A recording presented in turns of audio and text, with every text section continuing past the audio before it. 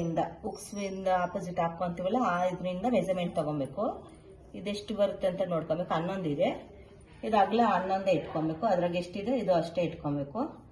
ಮತ್ತೆ ಉದ್ದ ಇಲ್ಲಿ ಉಕ್ಸ್ ಪಟ್ಟೆ ಹತ್ರದಿಂದ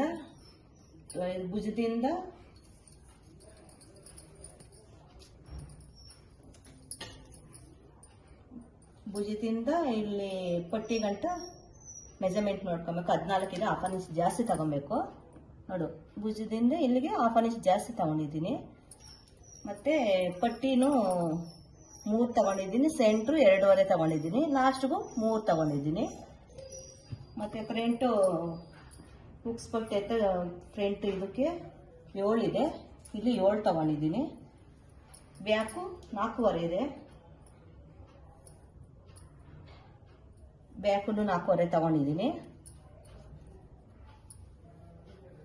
ಇದು ಶೋಲ್ಡ್ರ್ ಬಂದ್ಬಿಟ್ಟು 3 ಇದೆ, ಕರೆಕ್ಟಾಗಿ 3 ತಗೊಂಡಿದ್ದೀನಿ ಈ ಕಡೆಯಿಂದ ಇಲ್ಲಿಗೆ. ಮತ್ತೆ ಇಲ್ಲಿ ಇದಕ್ಕೆ 5.5 ತಗೊಂಡಿದ್ದೀನಿ. ಮತ್ತೆ ಇಲ್ಲಿ 1 ಇಂಚು ಮತ್ತೆ 1.5, ಟೋಟಲಿ 1.5 ಇಂಚು, ಆಮೇಲೆ 1 ಇಂಚ್ ಹಾಕಿ ಮಾರ್ಕ್ ಮಾಡ್ಕೊಂಡಿದ್ದೀನಿ. ಈಗ ಕಟ್ ಮಾಡ್ಕೊಳ್ಳೋಣ.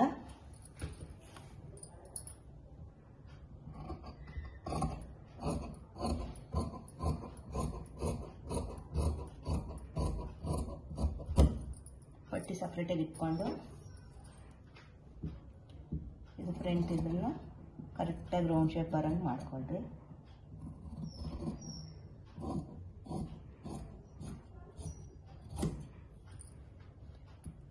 ಹಂಗೆ ಬ್ಯಾಕ್ ಸೈಡ್ ಕೂಡ ನನಗೆ ಕಟ್ ಮಾಡ್ಕೊಂಬಿಡಿ.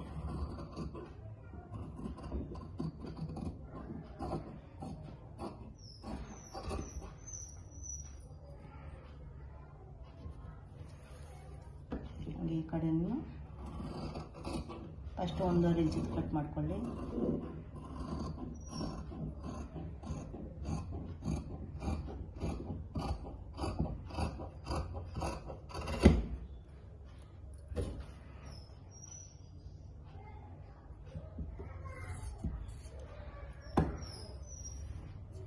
ಆಮೇಲೆ ಫ್ರಂಟ್ ಪಾಸು 1/2 ಇಂಚ್ ಕಟ್ ಮಾಡ್ಕೊಬೇಕಾಗುತ್ತೆ. ಮಾರ್ಕ್ ಮಾಡ್ಕೊಂಡಿದ್ವಲ್ಲದು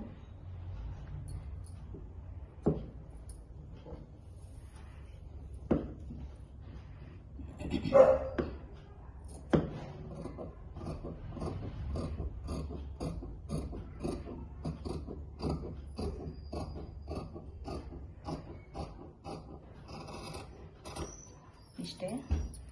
ರಿಂಗು ಬೇಕು, ರೆಡಿ ಆಯಿತು. ಸ್ಲೀವ್ಗೂ ಮಾರ್ಕ್ ಮಾಡಿ ಇಟ್ಟಿದ್ದೀನಿ. ಸ್ಲೀವು ಇದು ಬಂದು 8.5 ಐತೆ, 8 ಇದೆ, 8.5 ಇಟ್ಕೊಂಡಿದ್ದೀನಿ. ಯಾಕಂದರೆ ಈ ಕಡೆ 4 ಇಂಚ್ ಹೋಗುತ್ತೆ, ಈ ಕಡೆ 4 ಇಂಚ್ ಹೋಗುತ್ತೆ ಅಂತ ಈ ಕಡೆ ಹಂಗೆ ಇಟ್ಕೊಂಡಿದ್ದೀನಿ. ಮತ್ತು 3.5 ಸೆಂಟ್ರ್ ಮಾರ್ಕ್ ಮಾಡ್ಕೊಂಡಿದ್ದೀನಿ. ಮತ್ತು ಇಲ್ಲಿಂದ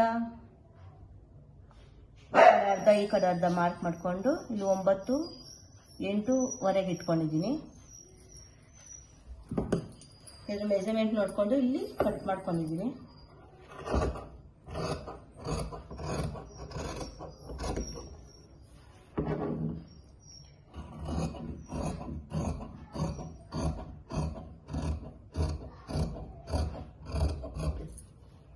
ಕಟ್ ಮಾಡಿದ್ಮೇಲೆ ಮತ್ತೆ 2 ಪೀಸ್ ಸಪ್ರೇಟಾಗಿ ಹಿಂಗೆ ಈ ಥರ ಮಾಡಿಕೊಂಡು ಮಾರ್ಕ್ ಮಾಡ್ಕೊಂಡಿದ್ವಲ್ಲ 1/2 ಇಂಚು ಈ ಥರ ಕಟ್ ಮಾಡ್ಕೊಳ್ಳಿ. ಮಾರ್ಕ್ ಮಾಡಿಕೊಂಡು ಅಷ್ಟೇ. ಇದು ಸೆಂಟ್ರ್ಗೊಂಡು ನ್ಯಾಚ್ ಹಾಕ್ಕೊಳ್ಳಿ. ಮತ್ತು ಇದಕ್ಕೆ ಪಟ್ಟಿ ಅಂತ ಇದು ಮಾಡಿಕೊಂಡಿದ್ವಲ್ಲ ಅದ್ರ ಮೆಜರ್ಮೆಂಟ್ ನೋಡಿಕೊಂಡು ಕಟ್ ಮಾಡ್ಕೊಳ್ಳಿ. ಇನ್ನೊಂದು ಪಟ್ಟಿ ಬೇಕಾಗುತ್ತೆ.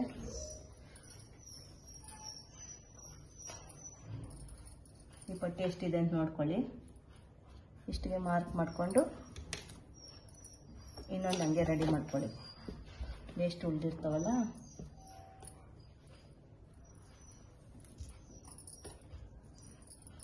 ಈ ಥರ ಪೀಸ್ ಇರ್ತದೆ.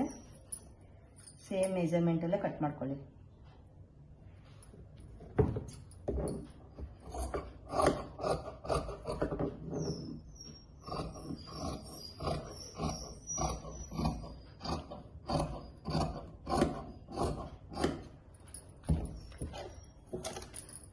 ಇದಕ್ಕೆ ರೆಡಿ ಆಯಿತು.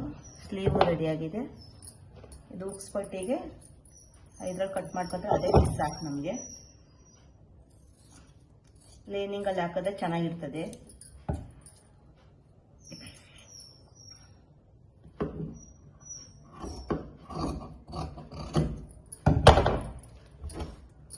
ಇದು ಬೇಕಾದ್ರೆ ನೀವು ಡಿವೈಡ್ ಮಾಡ್ಕೊಂಡು ಕಟ್ ಮಾಡ್ಕೊಬೋದು, ಇಲ್ಲ ಹಂಗೆ ಅಟ್ಯಾಚ್ ಲೈನಿಂಗ್ ಅಟ್ಯಾಚ್ ಆದಮೇಲೆ ಬೇಕಾದರೆ ನೀವು ಡಾಟ್ಗೆ ಇಟ್ಕೊಬೋದು. ನಾನು ಫಸ್ಟ್ಗೆ ತೋರಿಸ್ಬಿಡ್ತೀನಿ ನಿಮ್ಗೆ ಗೊತ್ತಾಗಲಿ ಅಂತ. ಈ ಥರ 2 ಆಪೋಸಿಟ್ ಹಾಕೊಳ್ಳಿ. ಇದು ಸೆಂಟ್ರ್ ಬರಬೇಕು. ಇದು ಸೆಂಟ್ರ್ ಎಷ್ಟಿದೆ ನೋಡ್ಕೊಳ್ಳಿ, 4 ಕಾಲಿದೆ. 4 ಕಾಲಿದ್ರೆ ಇಲ್ಲಿ 2 1 ಪಾಯಿಂಟು, ಅಲ್ಲಿ ಸೆಂಟ್ರಿಗೆ 2 ಕಾಲು ಬರಬೇಕು. ಇಲ್ಲಿಗೆ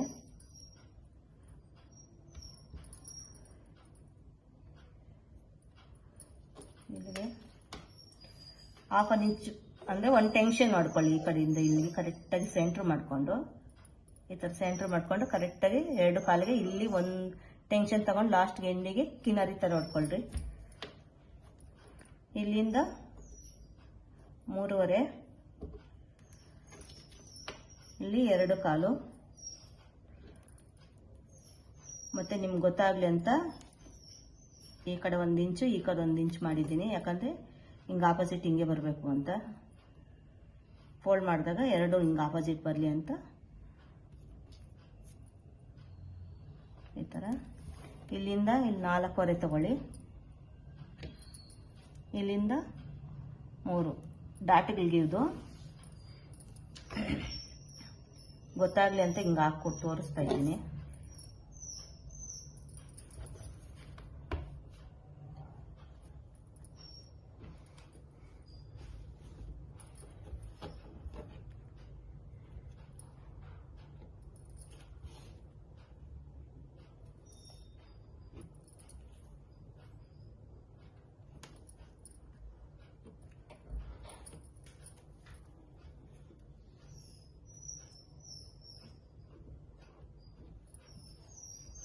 ಸ್ಕೇಲ್ ಇಟ್ಕೊಂಡಿಲ್ಲ ನಾನು ನಿಮಗೆ, ಯಾಕಂದರೆ ಅಂದಾಜು ಮೇಲೆ ನಾನು ಕಟ್ ಮಾಡ್ತೀನಿ, ನಮ್ಗೆ ಗೊತ್ತಾಗಿರ್ತಾರಲ್ಲ ಅದಕ್ಕೋಸ್ಕರ.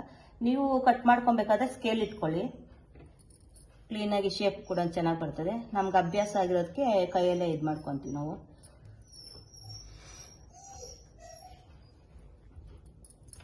ಅಷ್ಟೇ, ಹಿಂಗೆ ಡಾಟ್ಗೆ ಕರೆಕ್ಟಾಗಿ ಹಿಂಗೆ ಆಪೋಸಿಟೇ ಬರುತ್ತೆ.